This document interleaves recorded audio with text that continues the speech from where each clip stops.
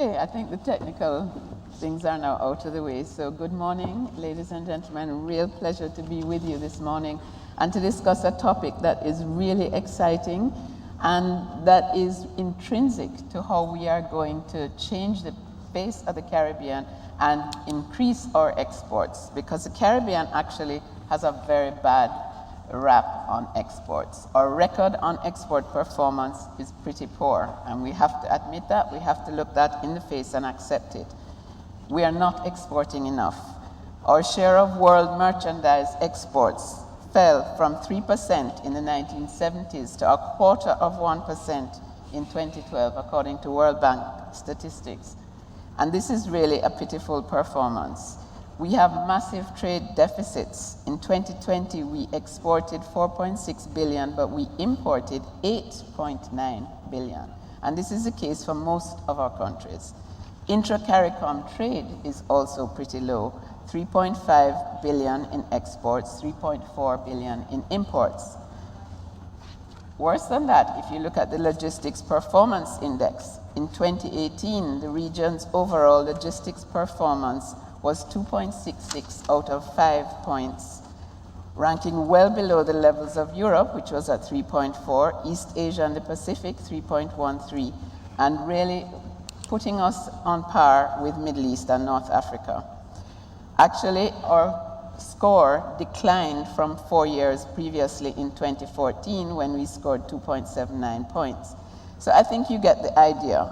And in the context of the CARICOM plan and program to reduce food imports by 25% by 2025, logistics is key to being able to achieve that. So really what we're talking about today is the challenge of logistics and how do we resolve that challenge. And we have a really exciting panel to share with us today. So starting from my left, we have Raphael, chairman and co-founder of UPTURN Funds, who have a new logistics approach to the Caribbean and who have a track record in doing logistics projects across the world. We have Elva Williams-Richards, Senior VP Finance for the Port Authority of Jamaica and part of the team that successfully negotiated the 30-year concession agreement for the Port of Kingston with CMA CGM out of France. Then we have Darwin Telemaque, CEO of Antigua and Barbuda Port Authority, and I have to say that the Port of St. John was voted the best in the Caribbean for 2 years running. So Darwin has a really strong track record behind him.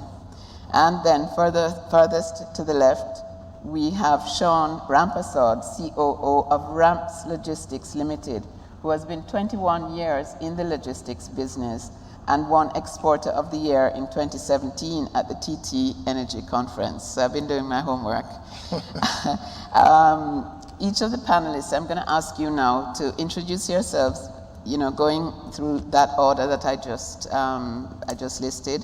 Ask you to introduce yourself just briefly, and then tell us why you think there's this huge challenge of logistics in the Caribbean, and what do you think we need to do about it? Now, I know each of you can talk for hours on that subject, so let's try to keep it really pointed. So, Raphael, we start with you. Okay, we are UPTURN Funds, we are a venture fund. So we believe that we can find solutions for economic growth through companies, development of companies and templates that the region can follow. So we see the Caribbean integration as a be done in order for growth. There is no country that grows without logistics integration. And we have been fighting very hard with many entities and how can that happen. So we decided that our approach should be, let's develop the business that actually triggered the logistics need. And we decided to focus that the logistics integration in the Caribbean should start with Guyana. And that integration of Guyana into the rest of the region has the economic appeal to justify the massive investment needed. Guyana is going to be building about $100 billion of infrastructure projects in the next 10 to 15 years. And we have spoken to everybody, from the United States Congress to everybody, that this is the way that we can actually transfer that demand into the rest of the Caribbean, triggering economic development. And that's our approach to the subject matter. Great, thank you. Elva? Thanks, and good afternoon, everyone. It's good to be here. From my perspective, we all know that the Caribbean is close to major trading routes, and we're ideally located on all of that, and we should be doing a lot better in our logistics involved shipping. One of the things that I think that is a challenge is the financing of port infrastructure. And that's an area that I have great interest in, and we have done some logistics infrastructure in Jamaica, and we'll share my experience with you as we get along. I think the Caribbean has the capacity, the financial capacity, to provide financing for these, and governments and the private sector as well is one arm that we can look to have strong engagement with and to get them to invest in through private-public partnership arrangements. And I'm pretty excited about the prospect for the Caribbean.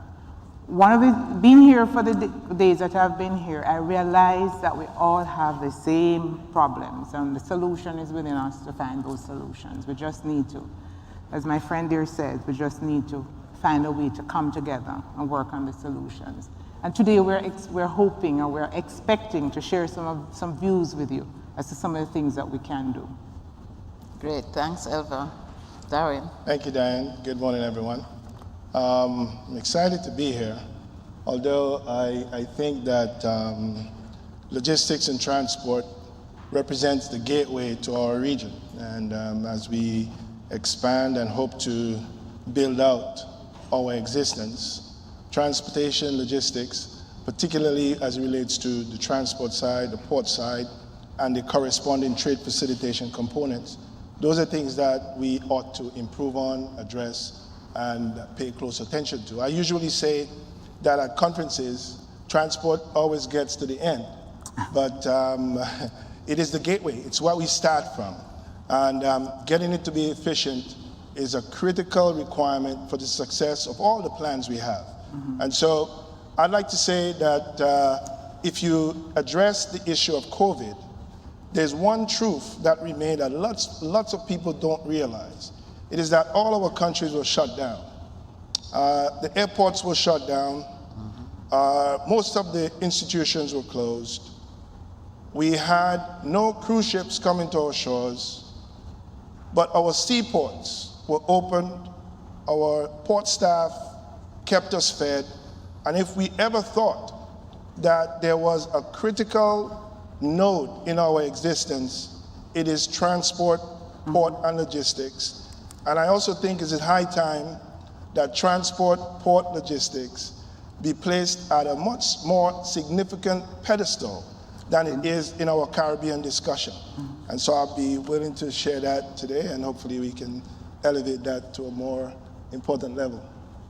Yeah, no, good. Thank you very much, Darwin. I think for those of us who live in the Caribbean, what we have to be concerned about more than anything else is quality of life, right? And the quality of life that we live in the Caribbean is always going to be proportional to the strength and the quality of the businesses that operate here in the Caribbean, especially the new businesses and the startups. And a major component of those businesses being successful is logistics.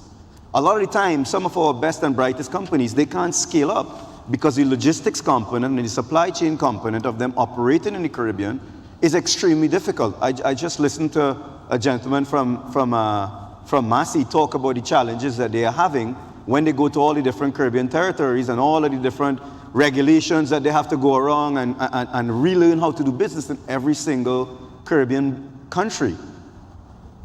I think that if we really are going to build a Caribbean where the next generation feels like they could stay right here and live as good a quality of life versus having to fly up north, then logistics is an important component of that, because logistics helps to build better businesses, and we need better businesses in the Caribbean in order to live a good quality of life.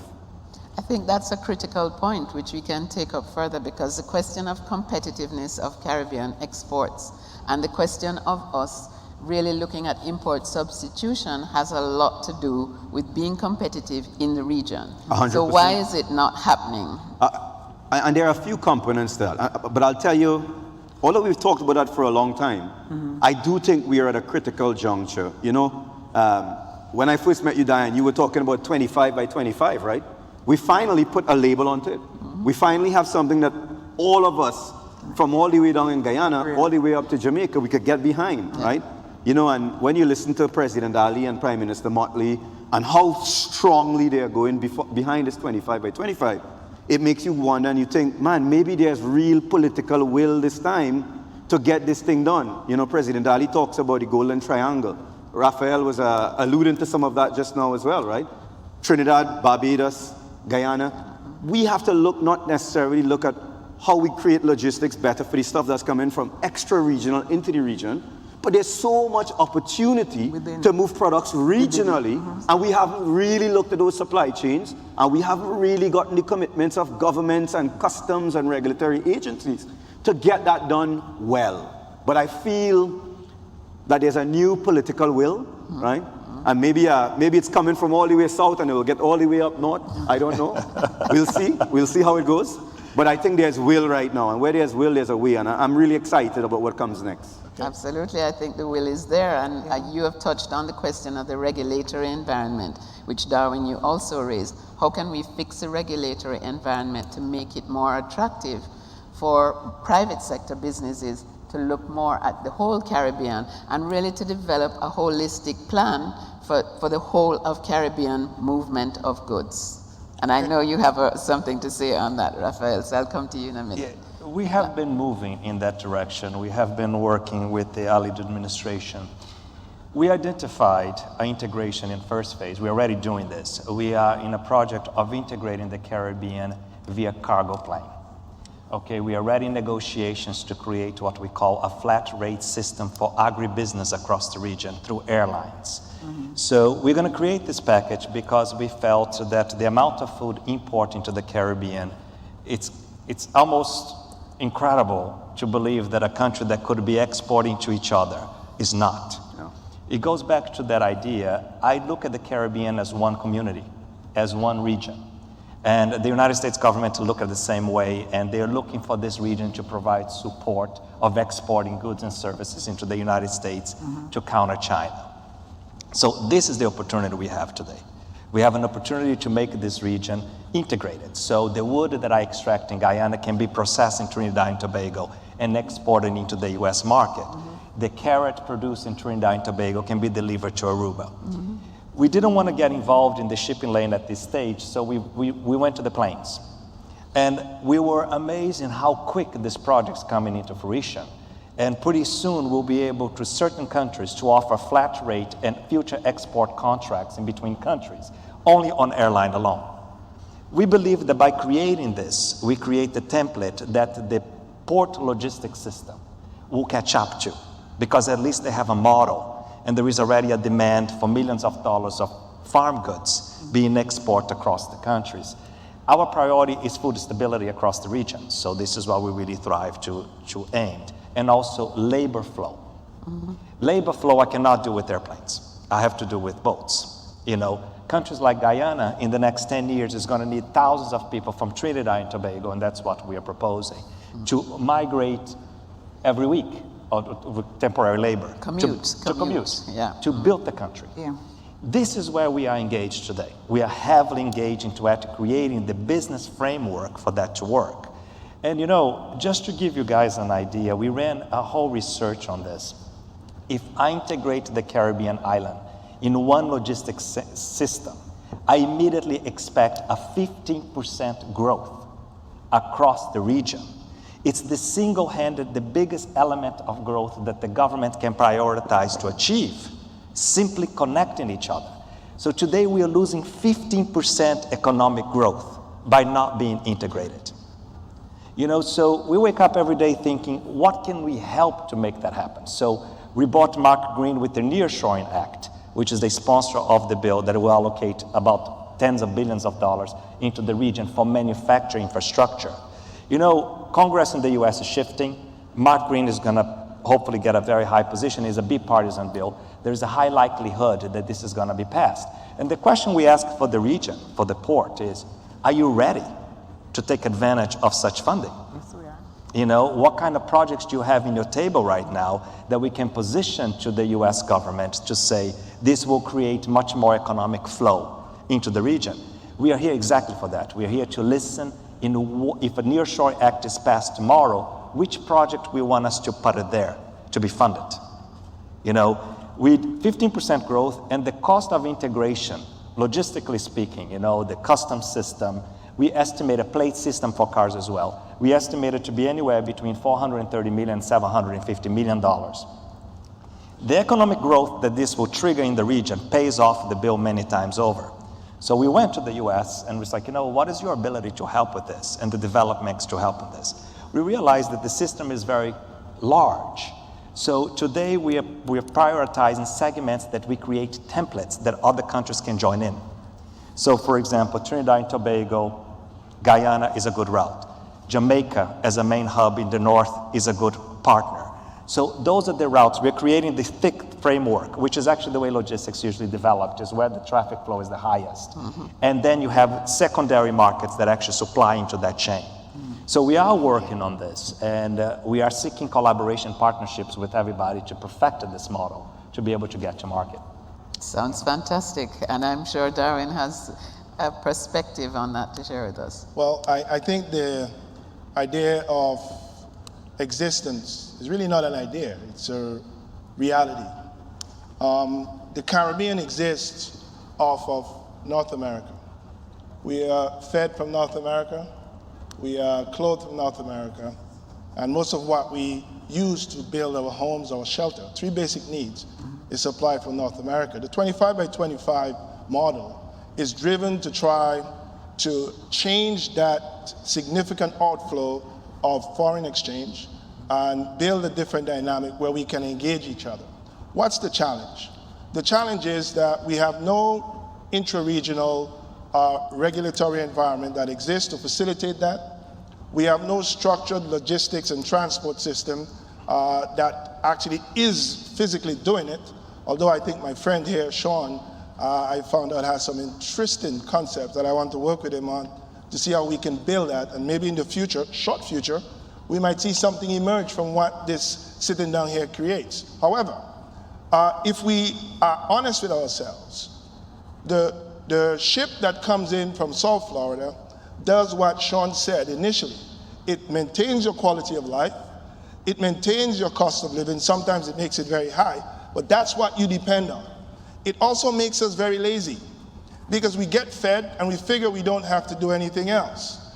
And so as a region, the entire system is relaxed because the ship shows up, and I guarantee you that the logistics and the efficiency of that logistics system is driven to make us more reliant on a system that we feel we don't need Guyana or Trinidad or any place else because Miami is so efficient.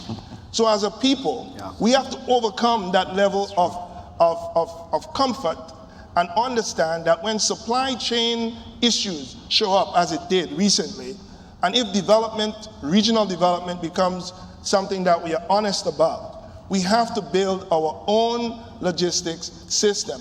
And so how do you do that?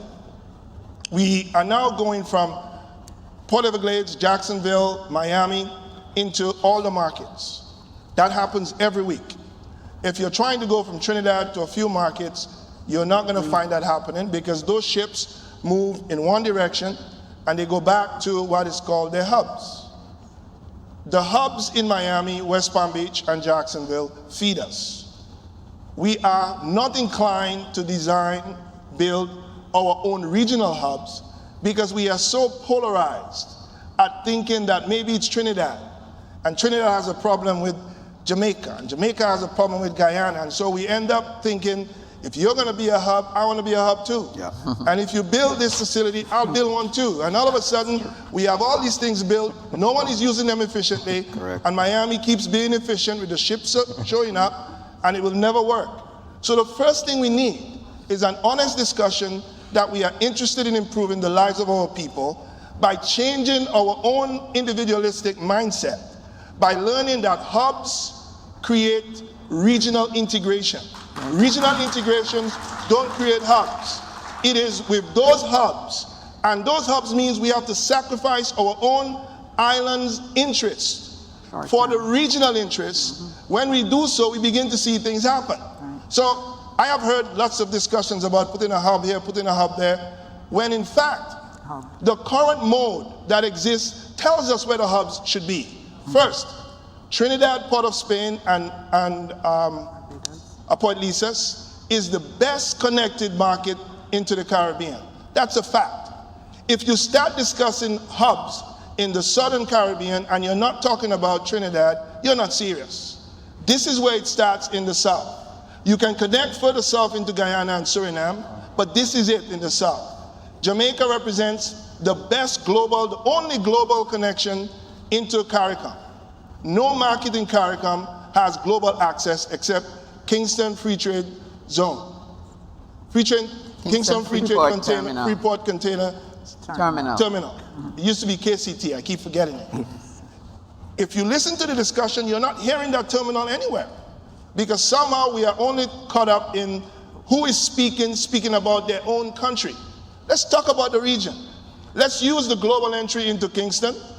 Let's dovetail the global entry into the best connected port in the Caribbean, Port of Spain, and let's feed the markets. It works. It's a simple strategy that is clouded by our individual interests, and our people suffer. Time to fix that, time to break it down, and let's get real. Shaun is here. I'm going to push Shaun if he wants to do it. Yeah. So that's a really great perspective, and I hope there are some people from CARICOM and CARIFORUM in the audience, because this is really a regional challenge, and it's a challenge to you and all of us who are involved in shipping, in trade facilitation, in the regulatory environment, because what Darwin is saying, I think, is critical, and he's showing us the path forward. But we have to really take an objective look at how we develop those interconnectivities from port to port. And I think, Elva, I'm sure you have a perspective on how do we finance port development in the region, because that is critical. So we have to select the hubs objectively, and then we have to look at creative and innovative ways to finance that hub development. Thank you. And one of the things that I know is a significant hindrance to is a lack of modern infrastructure. And also, I'll touch too, Diane, before I go to the financing, is the performance inefficiencies that are at various ports, including Jamaica as well, all of us, that there are some labor laws and Darwin covered about customs and so on, and how do we integrate? We need to finance the infrastructure, we need to find a way to integrate, and I share my perspective on those two areas. So infrastructure financing is, for port and logistics, very expensive, millions of dollars. Oftentimes, a lot of that investment is in the water, where they have to dredge and do all the things that they're doing, and you're not seeing it. And the return on that is long-term. Finding financing through the government, who oftentimes, the governments in the Caribbean, can hardly finance the social needs of their people, and yet we're called on to find financing for port and port infrastructure. Here's my view, and this is based on, I share Jamaica's story. In 2015, we entered into a long-term concession agreement. I'm an advocate for private-public partnership. It works. It takes the responsibility from government, allows government to focus on other social benefits, and that financing responsibility, it takes it from them and you transfer it to private sector. Is how do you collaborate and do it? So 2016, we entered into a 30-year concession agreement with CMA CGM, we're a larger shipping line, and they have invested over $400 million in the Port of Kingston with a strategy to continue to expand. And we're pretty excited about that. And what it did to us is allow the government, if the government was to do it, it would have to go through long-term financing, loan and interest and all of that thing. And what it happens now is that we are able to focus that resources into other areas of the economy. The agreement with them allow you putting it into the hands of a person who is best suited to manage and operate that. We had the COVID-19 pandemic. Port Authority or the government of Jamaica don't control shipping. Notwithstanding that, and the impact of the logistic chain and everything that happens, we experience growth. Because CMA CGM had the reach, they had the capacity to mobilize and continue to operate. It has worked, and government should focus on that. The second thing I would say is that in terms of financing, we also use our capital markets, which have expanded and grown significantly over the last 5 to 10 years. And within the region as well, has the capacity to provide long-term financing. I was just sharing that we had a project to do. I needed about $100 million US to do the project. And I was bold enough to request 50 years financing from the local capital market. 50 years. We were the first, Port Authority of Jamaica was the first company in Jamaica that went to the market, and we got that 50-year. And you're able to match the financing with the long-term nature of a project. A port investment takes like 50, 40, 50, 60 years. When you build a port, it lasts for a very long time. But one of the challenges that we have is the willingness of our financial institution to provide financing that are long-term. I was able to get that 50-year loan. Not only did I get that loan, but I was able to defer payment until I start earning the income from investment. So government, we have, the issue too that government faces, let me be balanced in my view, is that the views of the citizens are always that we are giving away our assets. No, we're not giving them away. We're putting them in the hands of people who are best capable of managing it. And we giving it to them or doing the concession agreement does not mean that we walk away. We still have a responsibility to hold them accountable, putting structures in place to ensure that they deliver on both the commercial and the operational requirements, and also provide support for them as is necessary. And that's my view on financing. And I think you make some key points, because actually governments often earn more through that type of structure than if they were to sink the capital costs themselves and wait on the return on investment. So I think the whole question of financing is critical. So I think we are really working towards a solution here, which we can really roll out. We're talking about the hub solution, creation of 2 or 3 hubs in the Caribbean to make the transport easier. We're talking about the financing and the long-term financing and the capital markets. And Raphael is dying to come in. There is one thing that, government developments and logistics developments cannot forget. The success of this entails in business development.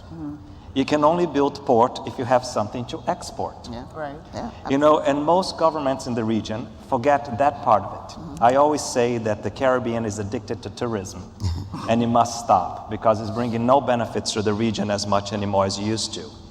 You're chopping each other for the lowest cost tourism that you're not going to win. So the idea here, in what we are doing as an organization, is we identified national champions. Each country has them. In a country like Antigua, black pineapple is a national champion. They have a pineapple that is sweeter than everywhere else, that can be developed into a marketing tool and exported. And within your country, what businesses can you actually develop to become an exporter? Logistics without business, nothing happens. They have to go together hand in hand. And I think what the region is really lacking is in leadership in helping its next generation of business people. This is of essence for survival in the region. We are doing our part in the agribusiness sector and the housing sector, but there are many other areas within the Caribbean the government should identify and promote. And then the logistics will work, because now you have what to export. And the US is more than glad to take that import and bring the dollar stability that the region is seeking. So you're absolutely talking the language of all the investment and export promotion agencies in the room, and I know there are several, because all of us are charged with increasing investment in production and finding new export markets. So this is absolutely where we want to go. We have to increase production because most of us are not producing surpluses that we can export. So we need to really come together and look at the regional economic planning that will say who has the competitive advantage. So black pineapple, fantastic, you specialize in that, but maybe you process it somewhere else. You process it in Port of Spain and you export it to Turks and Caicos. And you put a Jamaican brand on it? And you put it, exactly. That's the best brand. Yeah, each one That has is to the idea. specialize in Exactly. their strength. Use your competitive advantage. You'll come together. I just want to say that I am pretty sure that if there were proper legislation for investments in logistics and transport, you would have more options in the region. The difficulty is you have a number of countries, each with their own maritime administrations, own port legislations, own customs act. Everybody has the same. Although there is a CET, but the CET doesn't work the same every island. You wonder if it's the same thing because customs here are different and customs there. So you have no standardization. Right. And so a business that operates in Trinidad with a branch in Grenada is wondering what's going on. So we have to standardize and ensure we fix that. How is that done in global markets? In the United States, where I lived and worked for quite some time, there is the Department of Transport, and they've created a law in the United States, which is the Interstate Commerce Law. Under the Interstate Commerce Law, no state can restrict movement of trade from another state. It is not even spoken of. It's impossible. No business person anywhere in the United States have to wonder, can I get my goods to this place? Just put it in a truck and it goes to Missouri, it goes to Illinois, it goes anywhere. So we have a Caribbean where, oh my goodness, your pâtés are not coming to my country because I'm upset with you. Exactly. Just that simple little thing. And you're wondering, why are we so, but that's us. So legislation addresses that. Yeah. In the same United States, there is the Jones Act. You can Google it if you want to, and you'll see that, and the Jones Act does something very specific. The Jones Act says, if you're not a US flag business or carrier, you can't operate in the United States.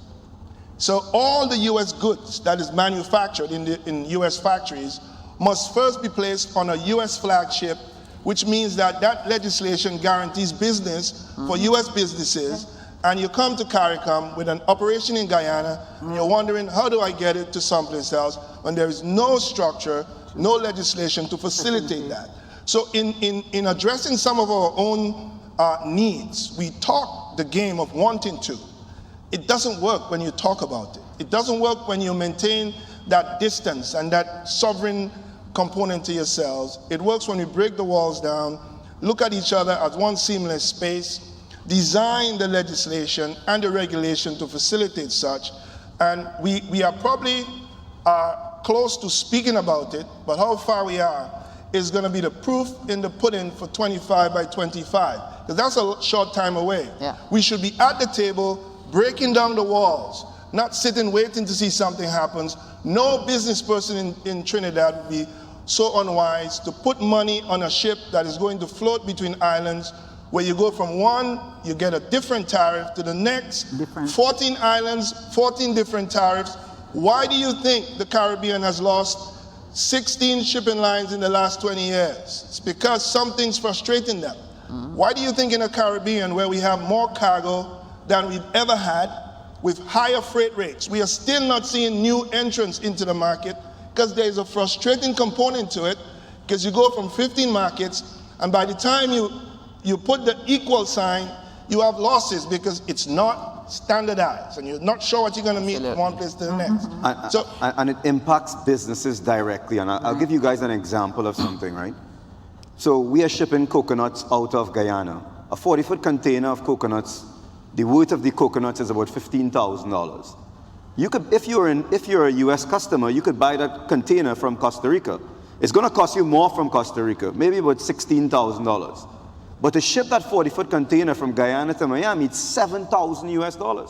To ship it from Costa Rica to Miami, it's $2,000 US. So what happens every single time is that Guyanese farmers, they are at a disadvantage because of how underdeveloped the supply chain is out of the Caribbean.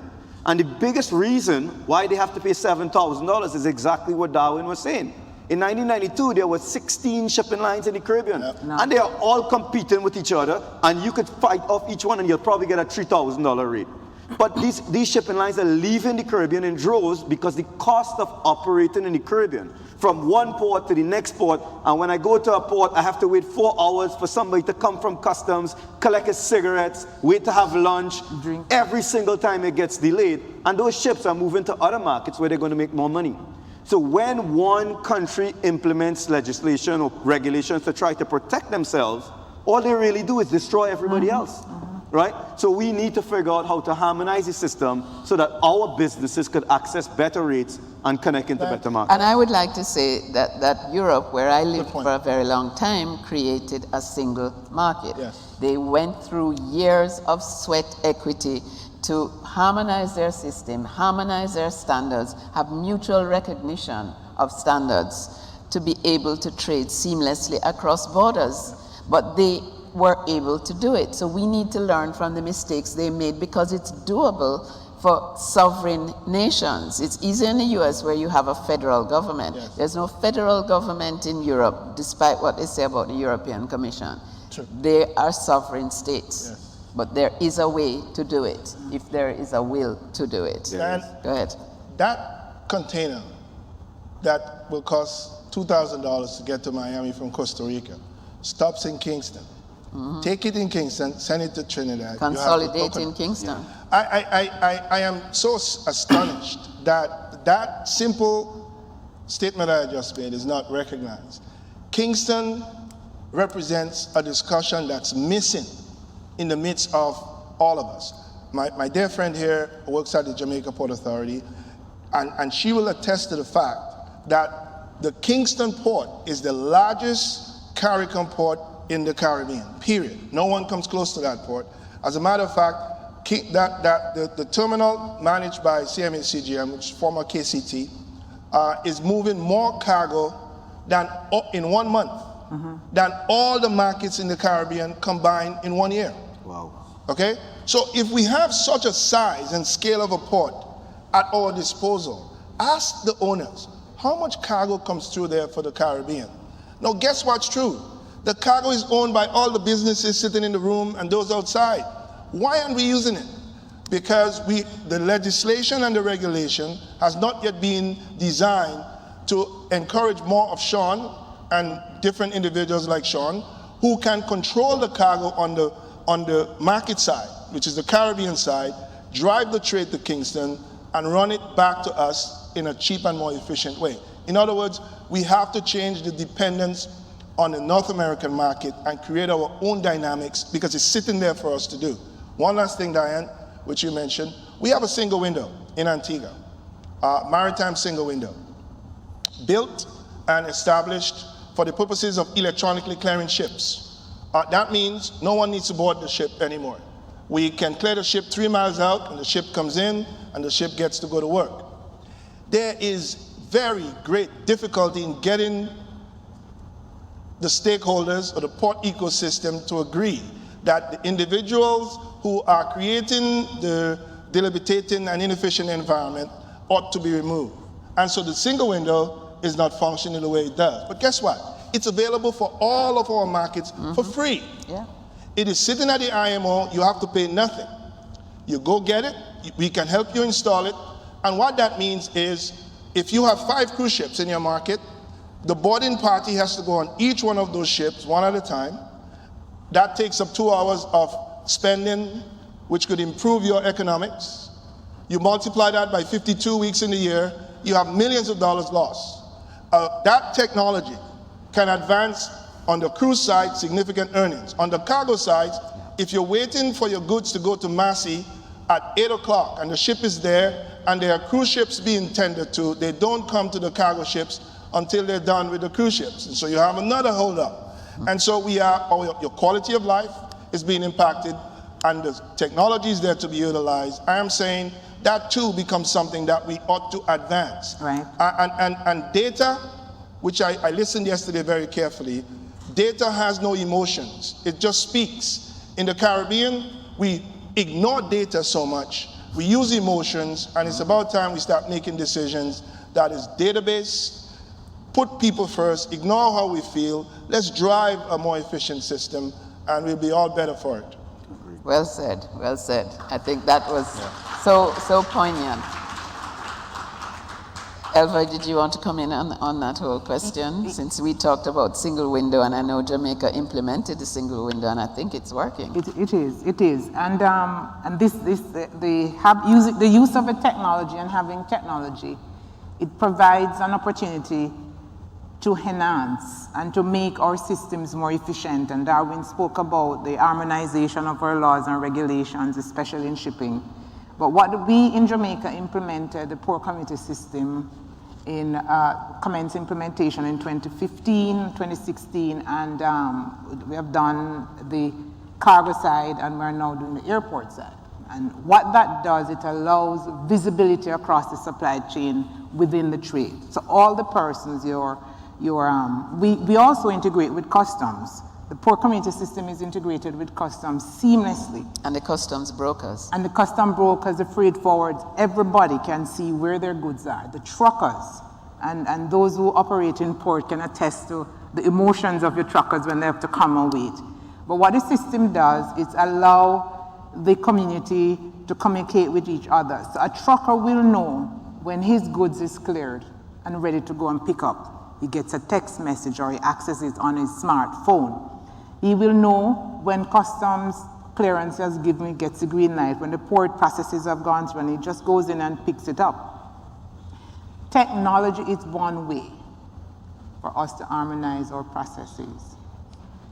You should not have to bring a ship, a cargo in Kingston that is coming to Trinidad or whichever one of the Caribbean islands, and the shipper is not able to predict in a reasonable way what its cost is, what time it is arriving, where it is in the logistics chain. So technology is one thing that we have to find a way throughout the Caribbean to implement and help us to harmonize our trade and facilitate. The other side of the business is it technology? So the challenge is I feel like the technology exists, but there isn't will to utilize it. And I don't want to use the word force, but I will say force, right? Because if I think about our situation here in Trinidad, the technology exists, and customs uses it sometime, and then sometimes they don't, right? Yeah. And the times that they don't, you get back up by days and days and days. And I wonder sometimes, where do we get the will from leaders to say, listen, if this is what you got to use this all the time, and you got to use it every single time. But so many times in so many of the markets, the government regulatory agencies, and I feel like we have to be upfront about it. Right. Government regulatory agencies contribute significantly to the unease of doing business. Hey, I'm one of those. But we need to get stronger. And I wonder if it should be done on a country by country basis, or should it be by a CARICOM?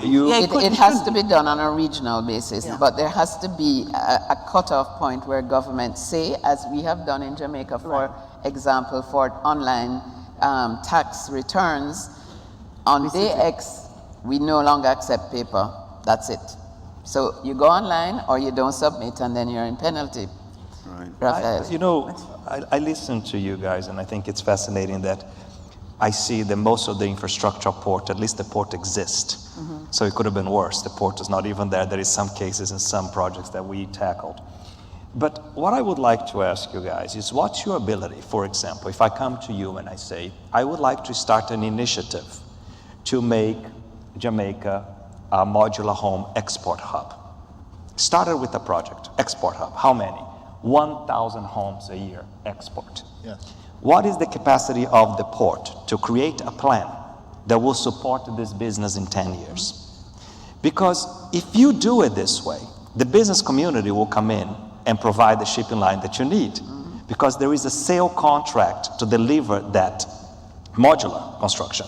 And we're starting the modular business here because of the demand for hotel construction in the region. So imagine if we just tackle the projects themselves and we create one initiative called the Modular Export Program for Jamaica. It's a module that other countries can adopt and become exporters themselves because they have cheaper energy. Because not all Caribbean countries have cheaper energy, so that means that a lot of them do not qualify to become an export hub. Sometimes we expect too much of the government, and the government is not fast enough in putting things together. But what can we, as leadership on the business segment and leadership on the port infrastructure, programs that we can create within, that we don't need the intervention of government. We're simply doing our business. We are just creating a program within a program that identified one champion that we're going to prioritize to bring that export infrastructure into the country. This is, we believe, it's a more productive approach to the subject matter because it allows business development to take place. It allows port to culturally change. You know, I would say to you that if you approach Jamaica, they're ready. They can do it. There's no question. Jamaica can do way more than that. Jamaica can move 1 million modular units. They have the port size. They can do it. The difficulty becomes how do you connect from Jamaica through the Port of Spain hub to the other markets, and that becomes the challenge. As a matter of fact, Jamaica is the least connected island with the rest of us. But Jamaica is the best connected globally. So that's the real challenge that you have. Yeah. Your diamond in the rough is not being polished. And I'm not Jamaican. So I can say that, which is really the frustration that you see. The people from the islands that want to advocate for their islands speak, and we're not speaking regionally. And that's the source of our problems. Our leaders speak only about their own island interest. They don't speak about the regional interest. And even when there is an agreement from a regional perspective, the leaders go in and implement an island-focused strategy, so the frustration continues. So you could end up with a modular group of buildings in Jamaica, and when it gets to a market, there is it's not a CET product, there's protection because he has a factory in Trinidad, and we have a smaller one in Grenada, so we're not going to allow it in. And all of a sudden you're wondering, why did I do that? So really and truly, the environment that allows for your investments to be safe, because you want to ensure that you're going to get the proper returns, it has to be created. The walls have to be broken down. We have to have that ease of movement. It's so odd. You can go to Miami and get all that stuff moved into every island. But if you try it from an island, it never works. It doesn't work. What are we doing? So it's clear that there has to be a public-private partnership in order to do this, because the governments have to create the enabling environment for the private sector to thrive. Absolutely. And I think that's a good note. We have like 12 minutes left to open the floor for discussion. This is a passionate subject. You've heard us all. I think everyone on this panel is passionate.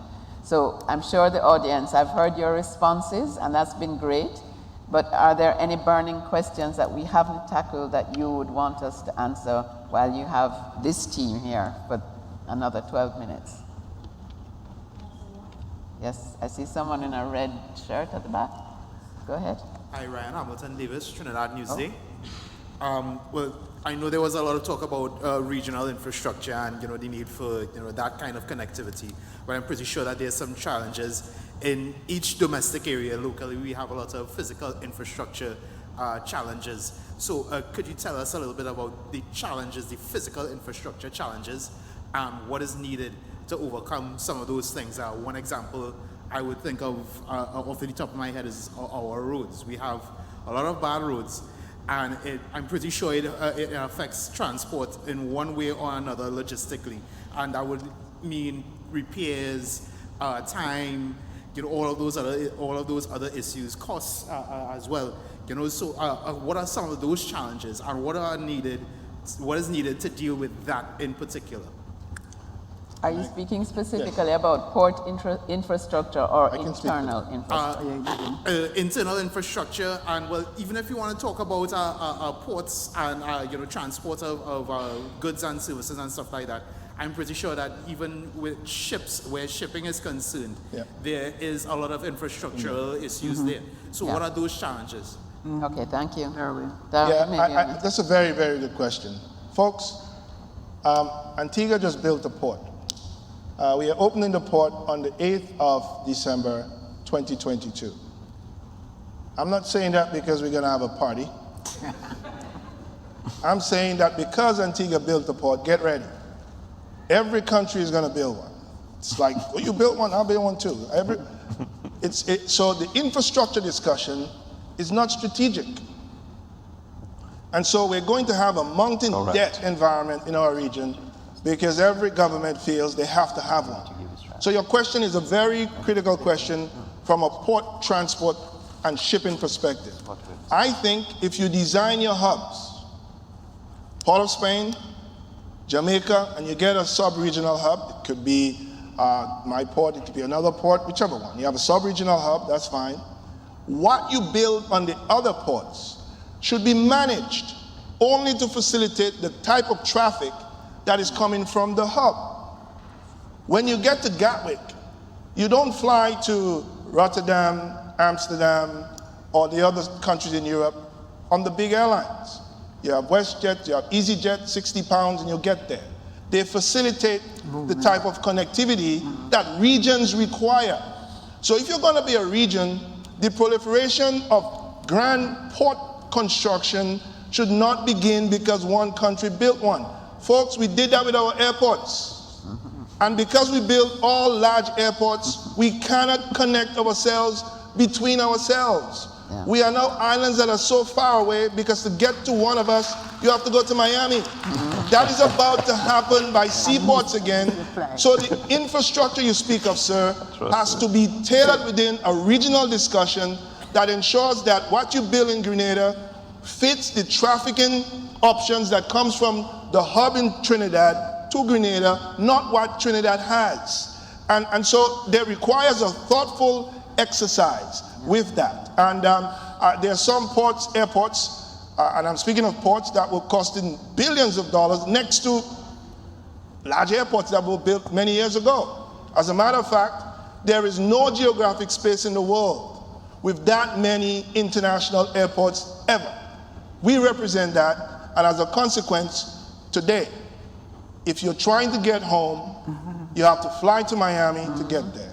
The destruction, this may not sound like infrastructure, but it is. The destruction of Liat was not because some government stopped. The big aircraft started going direct. You destroyed the hub. When you destroy the hub, the airline become irrelevant. Hubs create regions. That is a fact. We have to maintain that. And so my appeal is some islands may not get a bigger port as Point Lisas or as large a one as Kingston. You don't need it because they will feed you. Which means that we just don't want to depend on each other. And if we don't, we should be honest and say, let's not try. But if we really are serious about building scale that can allow us to achieve something with the size that we have, we must integrate. Integration means strategic planning at the infrastructural, legislative, regulative, and trade facilitation level. Absolutely. I actually... Well said, well said. Raphael, I want to add to him. He mentioned something very important, is strategy. You know, I have a question for every country in the Caribbean. What is your top 10 product? What's your top 10 manufactured product? The conversation should start there. You know, every developed country around the world, from China to the United States, each region is good at something. Do you know what your region is good for? What you have advantage in the competitive world of the Caribbean? Because without understanding that, this becomes just conversation. Absolutely. You know? I'd love to take another question from the audience. I just want to make one more comment on infrastructure. Real quick. I think in the Caribbean we've gotten accustomed, we like to see big shiny things. And we always think about infrastructure as building things. And maybe because we get money from agencies, it's easier to get money to build things. That's what we always go for. And you see every new government, so somebody wants to build something so they could put their name on it or something else like that, right? But infrastructure is digital. Yeah. Infrastructure means supply chains that connect us. You could build as much ports as you want. If you don't have shipping lines moving between the ports, you're not going to move anything. If you don't have a digital supply chain that allows you to book containers, clear customs, etc., etc., but nobody can put a name on the single electronic window. So maybe that's why we don't like to build that digital infrastructure, and we rather put a port on it, right? But we need to think about infrastructure differently. Yes, soft infrastructure as well as hard infrastructure. point. Question, please. Hi, good afternoon. Ramesh Ramdeen from Trinidad and Tobago Manufacturers Association. It's not so much a question, it's just a statement generally, and I welcome the conversation that is being entertained with regards to logistics, and I fully endorse all that is being said. But there's a holistic problem, and you guys spoke to it. CARICOM, we need to get CARICOM to be working ideal. You know, we're talking about integration, product integration, movement of people, movement of goods. But I always say CARICOM is the most common market. Some of you guys say CBT and all these different things all over the place. We're still talking about local content, and it's defined differently in certain places, sovereignty and contingent rights and all these different things. We're talking about the movement of goods, but we're not putting mechanism in place to move goods in the region, agricultural goods, sanitary and phytosanitary measures need to be sorted out. Yeah. So we can have all the logistics in place. You all can work to resolve all the logistics, and I welcome that, and we need that. But we also need to get CARICOM to be working optimally. Diane, you spoke about the fact that you live in the European Union, and you spoke about the fact that they are very integrated. Well, we started our integration process in CARICOM the same time the European Union started theirs. Today, are we a free trade arrangement? Are we a common market? Are we a single market? Are we an economic union, a political? What are we? I really don't know. We have some countries outside, 1 foot outside, 1 foot inside. We have a small group of countries, one special rules for themselves. So we're saying the right thing, but we really and truly need to get that right. We need to get that working, because as much as you're saying that we don't have the capacity to produce, or we're not producing much more for export purposes, we need to get that right to assist that process. And of course, we need the logistics right. We need Shaun and all these guys and all of you all that's speaking about the single electronic window. We need to get that right. But the point I want to make is Thank you very much. We are running out of time, and I really just need, thanks for what you said. I think we're very much in sync with what you said. But I'm just going to ask each of the team here on the panel to give me 1 minute your final comments, starting with you, Shaun. Yeah, I think the future is integration. No one country can do this by themselves. I think people are sometimes short-sighted to think that they can create legislations or conditions to protect themselves, but the only way we protect ourselves is when we protect each other. Yeah. And that's what I would like to see. Absolutely. Thank you. He who controls shipping to the Caribbean controls the Caribbean.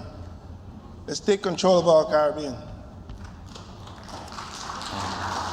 Elva? Yes. I would say that we need to, our shared experience is important, and we need to learn from others what works, what didn't work, how it worked, and to move forward. I really believe it's important. There's a lot of experience within this Caribbean, but we don't talk to each other, we don't share the experiences, and I think this is where we can improve. And of course, technology is part of integration. Absolutely. Must happen.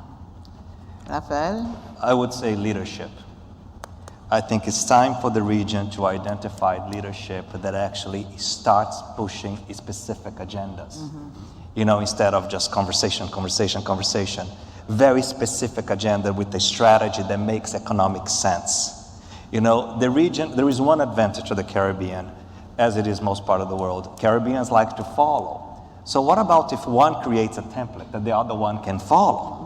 Because to follow each other, we're very good at it, and maybe we integrate it there by following each other. So maybe we create templates that we can follow. We should focus on creating small templates. That's created Trinidad and Tobago and Guyana. Jamaica and Guyana connect a corridor. And maybe that becomes the template that others can follow, and economic development take place. Great. Thank you very much. Ladies and gentlemen, I think this has been a wonderful panel. It has certainly stirred a lot of thought. And as I said, I really hope CARICOM and CARIForum are listening, because this is really a critical piece of the puzzle. If you really want to achieve 25% by 2025, we have to tackle the logistics problem.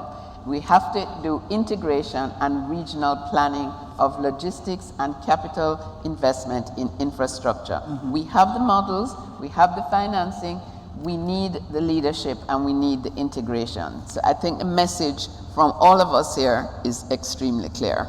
We just gotta go out and make it happen. So thank you very much. You've been an attentive and very strong audience. Thank you. All right, thank you so much.